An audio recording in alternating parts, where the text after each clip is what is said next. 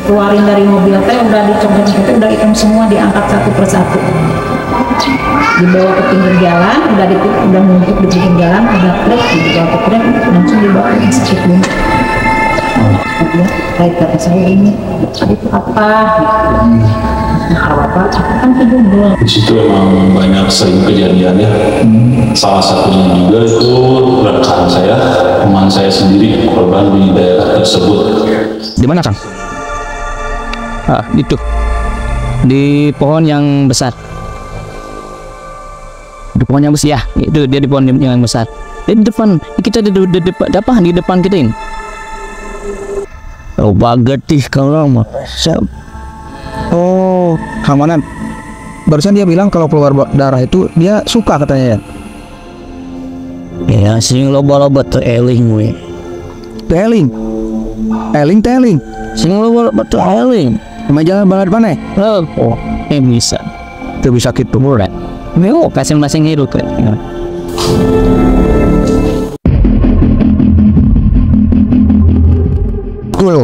Sempat terjadi tragedi yang cukup tragis di jalanan yang ada di belakang saya. Ada beberapa korban, bahkan sampai puluhan orang, dari mulai anak kecil sampai orang dewasa. Konon katanya, yang mengakibatkan beberapa penampakan atau kejadian mistis di tempat ini adalah hantu gundul. Untuk itu, tim Tilu Dulur Misteri akan mengeksplor lebih jauh. Sebenarnya hantu gundul inikah ataupun penyebab kematian yang lain masih ada di jalanan yang tepat di belakang saya. Anda penasaran? Tetap di Tilu Dulur Misteri.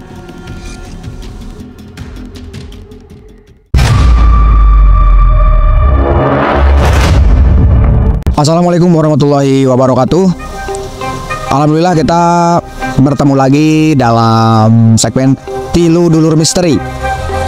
Di samping saya sudah tidak asing lagi buat para pemirsa semua, ada Kang Ian. Kang Ian, sehat Kang Ian? Alhamdulillah sehat Kang Andi. Alhamdulillah. Gimana Kang Andi, sehat? Ya sehat alhamdulillah. Ya Kang, izin bertanya nih.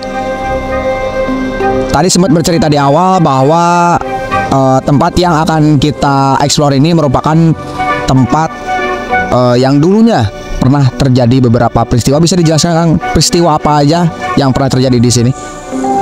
Jadi Kang Andi, kebetulan jalan ini tiap tahun itu sering terjadi kecelakaan, dan seringkali di sini tuh yang kecelakaan itu fatal Kang. Jadi rata-rata yang mengalami kecelakaan di sini itu meninggal semua gitu, Sampai meninggal dunia rata-rata gitu. Dan istilahnya keadaan yang terjadi di sini intensitasnya tiap tahun itu ya pasti ada gitu tragedi. Namun di balik yang paling fatal itu terjadi kecelakaan di daerah sini itu pada tahun 90-an, di mana ada sebuah rombongan yang mau niat ziarah mengalami mobil minibus itu remblong dan loncat ke daerah yang sekarang itu menjadi jembatan. Oh iya, kalau dulu katanya di bawah jembatan itu adalah sawah, tapi kalau sekarang kondisinya menjadi perumahan Kang Andi. Dan itu hampir dari semua penumpang minibus itu yang selamat hanya 2 orang. Jadi daerah ini semenjak kejadian yang fatal itu di tahun 90-an menjadi dalam tanda kutip angker. Dan konon kecelakaan yang terjadi di sini tiap tahunnya itu ya sering dihubung-hubungkan dengan kejadian mistis gitu. Sekarang di kondisi sekitarnya bisa lihat itu adalah bangunan bekas hotel yang kosongnya dulu semua sebelah sana. Jadi semakin menambah keangkeran daerah sini gitu ya. Adapun kisah-kisah yang terjadi di masyarakat sekitar sini mengenai keberadaan makhluk astral di sini, katanya kalau sebelum kejadian itu malamnya suka ada orang yang berjalan dari ujung jalan sini sampai ujung jalan sana gitu, dan orang bolak-balik emang bentukannya seperti orang, tapi orangnya bolak-baliknya itu malam hari dan memakai jubah hitam gitu. Konon ketika kalau ada yang malamnya orang itu lewat ya, kejadian siangnya atau besoknya itu ada kejadian gitu. Ya, terima kasih Kang Ian, informasi yang cukup penting juga. Nanti di sesi berikutnya itu ada informasi dari narasumber Kang Ian ya, dari 2 orang narasumber yang tentunya menjadi saksi hidup juga kejadian di sini seperti apa dan penampakan seperti apa gitu kan. Oke, langsung ke segmen 2, saksi narasumber dari Tiludulur Misteri. Saya di Bertahan, di sebelah saya ini ada Ibu siapa Bos? Ibu Eha. Ibu Eha, bisa diceritakan kejadian yang sempat Ibu Eha lihat dan dampaknya itu seperti apa? Itu kan saya masih kecil, pas lihat mana aja nggak tahu, cuman waktu pas kejadian dan mengambil mayat dari itu saya tahu. Kira-kira ada berapa korban?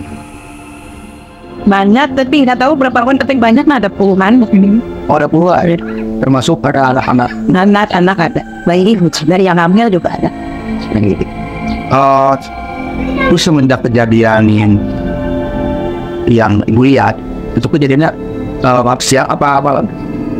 Pas kejadian jatuh memang nggak tahu, mungkin jam 3 atau jam 2-an lah. Pokoknya kalau saya makan lihatnya pagi-pagi. Oh, sekitar jam 3 atau jam 4 pagi ini juga ada ibu kesana sekitar jam 11 terus. Bisa diceritakan Bu, bagaimana sih kondisi hatinya itu, dan kondisi para korban yang karena itu. Pokoknya mas, penglihatan saya ya, pas datang ke situ, pas para orang-orang itu udah semua, pokoknya beritem. Udah Nah, dikeluarin dari mobil udah dicopet-copet, udah hitam semua, diangkat satu persatu. Dibawa ke pinggir jalan, udah menumpuk di pinggir jalan, ada truk, dibawa ke truk, langsung dibawa ke rumah sakit. Di sana saya tadi mendengar ada tentang penampakan si dua gimana Bu itu ceritanya? Ini dulu cuma dari kecil ya, saya dengarnya juga dari kecil. Katanya kata kakek saya gitu kan, teman saya terus bersobat dengan Pak Ai di sini yang paling pintar ya, orang pintar ya Pak Ai sama sekarang ini kena mau dipindahin dan kelihatan tidak dipindahin sekarang, bahkan dari semenjak itu udah dipindahin rumah gak lama, udah dipindahin kejadian itu terus udah dipindahin. Di situ emang banyak sering kejadiannya. Salah satunya juga itu rekan saya, teman saya sendiri korban di daerah tersebut. Dan sebelum itu juga banyak juga kejadian-kejadian anak sekolah bapak entah ditabrak atau tertabrak. Di situ banyak sekali kejadian seperti itu. Memang betul itu adanya di situ. Banyak kejadian-kejadian yang memakan korban daerah tersebut. Jadi kejadian itu memang benar-benar real ya, kami tidak sampai banyak korban yang istilahnya meninggal ya di tempat, dan termasuk teman-temannya juga ya, termasuk itu kejadiannya. Singkatnya itu seperti apa kan? Yaitu waktu semalam setelah kita bertemu, dia pergi untuk berjumpa temannya di lokasi tersebut. Ternyata setelah pulang saya tahu beliau sedang meninggal di tempat tersebut. Itu kejadiannya rata-rata siang apa malam? Rata-rata malam, siang juga ada kejadian. Oh, siang juga ada? Juga ada. Kalau siang-siang anak sekolah, kebetulan dia pulang sekolah. Ada juga yang tadi ketabrak yang setelah pulang aja. Dan memang tempat tersebut itu dikenal sebagai tempat ataupun jalan yang angker ya? Iya, betul sekali. Kang Manan, bisa dijelaskan nggak ada aura apa sih sebenarnya di sini, dan apakah aura si gundulnya itu ada sekarang di sekitar kita?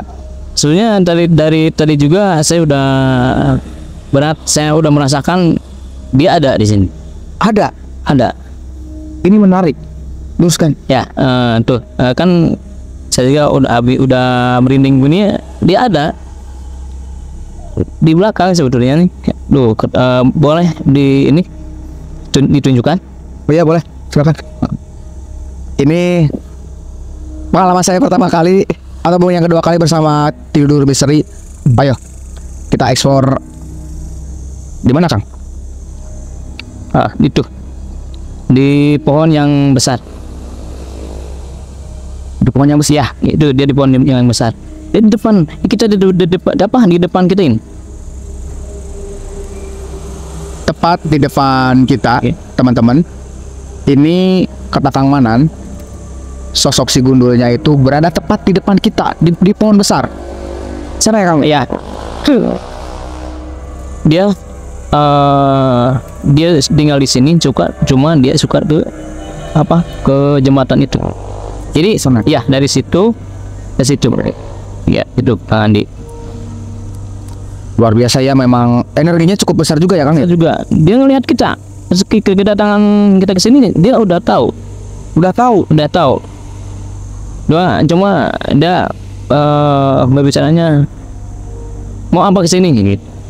Oh dia bertanya seperti itu. Ya, Cukup merinding juga nih, saya juga merasakan gitu kan. merasakan ya. Ya, di samping sosok yang akan kita angkat ini ternyata ada di belakang kita seperti Ya, itu. betul. Cuma dia nggak bakalan menampakkan diri, cuma yang ada itu auranya aja.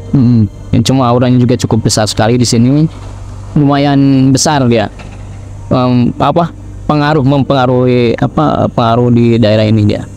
Gitu Andi. Wah, luar biasa, ini menjadi tentunya eksklusif juga ya sama Kang Manan di samping saya ini, dan kehadiran kita disaksikan ataupun diikuti oleh hantu gundul yang akan kita korek nanti informasinya. Untuk itu akan ada skin di mana mediumisasi melalui yaitu Kang Ian. Sekarang kita berada di segmen mediumisasi yang dimana seperti biasa Kang Ian akan melakukan mediumisasi untuk mengorek informasi tentang hantu gundul. Untuk itu Kang Ian, apakah sudah merasakan aura-aura di sekitar ini? Memang keberadaannya seperti yang tadi Amanan ceritakan ya, memang energinya berada di belakang, terlebih dia keberadaannya diapit oleh di sini diapit oleh 2 pohon besar ya Amanan ya. Jadi memang kondisinya semakin membuat dalam tanda kutip ya eksistensi mereka gitu. Terlepas apakah ada kaitannya dengan setiap peristiwa kecelakaan yang terjadi, ya nanti kita bisa tanya sedikit dengan pernyataannya ya Kang Manannya. Mudah-mudahan ya kita bisa sedikit mencari sebuah informasi dan benang merah ya dari setiap peristiwa kejadian yang ada di Jalan Angker ini gitu ya. Saya akan coba sedikit menarik dan kebetulan udah tertarik, energinya udah mulai. Dulu semua kalian sudah mulai kemasukan energi yang berada di sini. Kita kita tanya lebih dalam lagi, apakah dia memang si Bodol mungkin tadi. Assalamualaikum.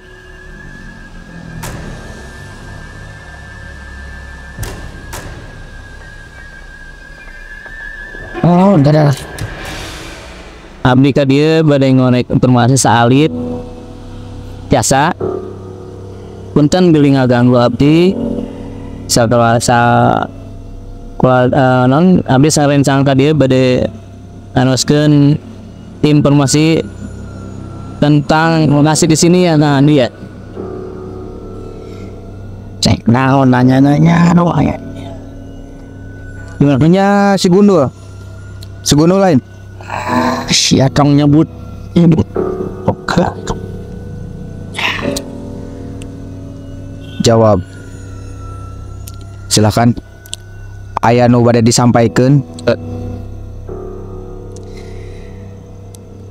cara jarek naraon dia ngeganggu pasunggukan kaulah jiru rakyat kaulah. Sacana hampura panginten kadieu bade ngadamel konten kanggo informasi ke masyarakat luas bahwa nateh cenah di dieu aya seueur peristiwa-peristiwa nu mantak memakan korban jiwa. Maka tiasa dijelaskeun Fibituna geus pati tahanana bangsa kaulah ngaranggu aranjeun kabeh. sa kaula sebenarnya.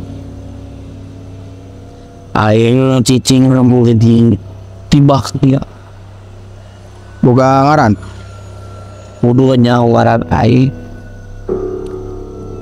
ini ganggu bangsa kau jangan rakyat kau ngarang ganggu ayunan jelema anu karosong pikiran. anjeun si gundul sanes Tanya gitu nyebut kunaon sasnaon ayang ngarong ngaran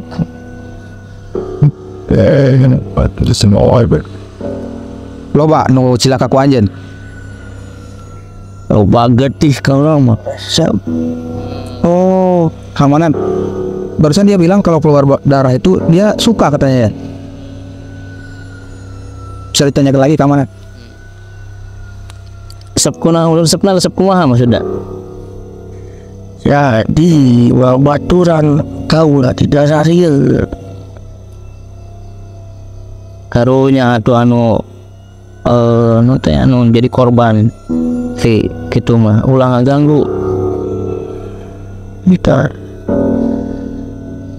tambah geus tugas na bangsa anjeun kudu areling tugas na bangsa kaulah mah nyasar anu bongoh nyasar anu teu eling meureun geus tugas kaulah tinggal arajeun jeung tugas ami anu memang geus kudu masing-masing aranjeun kudu eling kaulah mah meureun nyasar anu teu eling geus kitu-kitu kuduna. Kamanan, apakah ini merupakan sebetulnya? Saya kira ya, dilihat dari bicaranya Ya. ya, yang tadi saya omongkan ya, mau ini lagi menggali lagi Mungkin aya kesan atau pesan teu ka wargi di sekitar pun masyarakat di anjeun khususna. Ya sing loba-loba teu eling we Teling. sing loba-loba teu eling Meja banget maneh. oh bisa Teu bisa kitu. murah Meo masing-masing hidup ya eta mah geus tugas aranjeun tugas kaulah ngagoda tapi ka mana ge kaulah rek ngagoda bangsa anjeun ayeuna bongoh di jalan anu ngalewat nu kadari Tapi kanu iman teu sanggup. oh bisa kaulah mah bisa ngeganggu jelema-jelema anu areun Peristiwa tahun 80-an eta ulah anjeun sanes.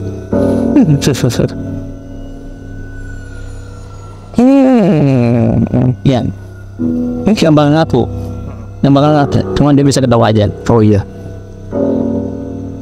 Dan katanya Anda menjadi penguasa di sini. Jadi penguasa di dia teh. Terus Kabar lain itu dah kayaknya ngawut tahu dari lagi dia ya, Kang Manan barusan dia menunjuk Kang Manan katanya tahu siapa penguasa di sini. Bisa lebih didetailkan lagi Kang Manan, silakan. ya, yang saya tahu penguasa di sini ada cuma yang paling dominan inilah si Gundul ini ya. ya paling muncul ini. Itu kan Andi. Gimana Andi? Ya, teman-teman, ya kasihan juga Kang Ian, informasi cukup banyak juga ya Kang Manan. Mungkin nanti kita akan rangkum ceritanya bagaimana, dan juga deskripsi ataupun bagi anda yang tidak mengerti bahasa Sunda nanti ada translatornya di sini. Silakan dikeluarkan yang mana.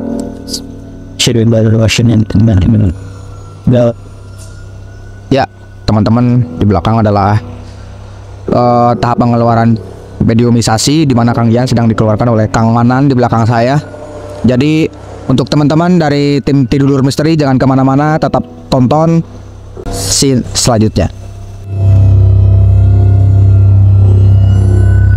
Halo teman-teman Tidulur Misteri, akhirnya kita beranjak poin akhir, yaitu tentang kesimpulan dari apa yang sudah kita telusuri dan kita kulik informasinya dari mediumisasi yang dilakukan oleh Kang Ian dan juga Kang Manan. Tentunya dari saya pribadi merupakan pengalaman yang cukup mengerikan juga, karena di balik itu semua ada beberapa hal yang seperti tadi, tiba-tiba kamera dari tim Tidulur Misteri mengalami mati secara tiba-tiba, padahal baterai masih full, kita sudah siapkan dari awal seperti itu. Tetapi mungkin karena energi yang cukup besar di tempat tadi membuat kami terpaksa untuk mengambil kesimpulan di salah satu tempat di dekat rumah Kang Ian gitu. Untuk itu, bagi para pemirsa jangan lupa subscribe dan nyalakan loncengnya untuk mendapatkan notifikasi tentunya dari Tidulur Misteri. Dan bagi para pemirsa yang ingin tempat ataupun jalan ataupun ya yang lainnya yang bisa dibuat konten dan di situ ada hal mistis ataupun urban legend, bisa komen di bawah, nanti kita pin dan insya Allah kita bergerak menuju ke tempat yang Anda inginkan. Tentunya khususnya di daerah Jawa Barat seperti itu. Kami dari Tidulur Misteri, saya Nitya mewakili Kang Ian dan Kang Manan, tentunya masih tetap di Tidulur Misteri.